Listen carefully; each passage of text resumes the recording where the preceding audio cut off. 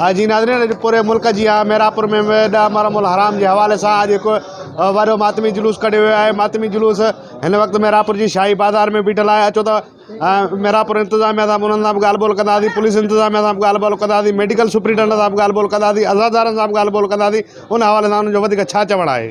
कायनात में हिन ॾींहं जी एतिरी अहमियत है जो असल में असांखे करबला के समझणो आहे त करबला असांखे कहिड़ो दर्स ॾिनो आहे, त असीं मुसीबत में सब्र कयूं ऐं नेमतुनि जो शुक्र कयूं।